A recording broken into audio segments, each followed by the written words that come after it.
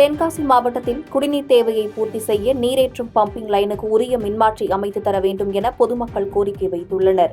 தென்காசி மாவட்டம் கடையம் அருகே உள்ள ராமநதி அணையின் ஆற்றுப்படுகையில் உள்ள கிணறுகள் வாயிலாக அரியப்பபுரம், ஆவுடையனூர், கடையம் பெரும்பத்தூர், கீழக்கடையம் மற்றும் திப்பனப்பட்டி ஆகிய 5 ஊராட்சிகளுக்கு நீரேற்றும் பம்பிங் லைன் மூலம் குடியேற்றம் விநியோகம் செய்யப்பட்டு வருகிறது.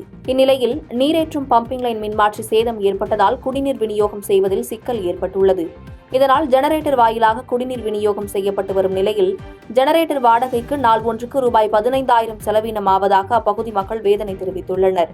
எனவே மாவட்ட நிர்வாகமும் தமிழ்நாடு மின்சார வாரியமும் அடிப்படை தேவையான குடிநீர் விநியோகத்திற்கு மின்மாற்றியை சரிசெய்து மும்முனை மின்சாரம் அமைத்து தர வேண்டும் என கோரிக்கை வைத்துள்ளனர். பாதகம் செய்பவரை கண்டால் நாம் பயங்கொள்ளலாகாது பாப்பா, மோதி மிதித்து விடு பாப்பா, அவர் முகத்தில் உமிழ்ந்து விடு பாப்பா. அண்மை செய்திகளை உடனுக்குடன் தெரிந்து கொள்ள இணைந்திருங்கள் இயம்நாடு தொலைக்காட்சியுடன்.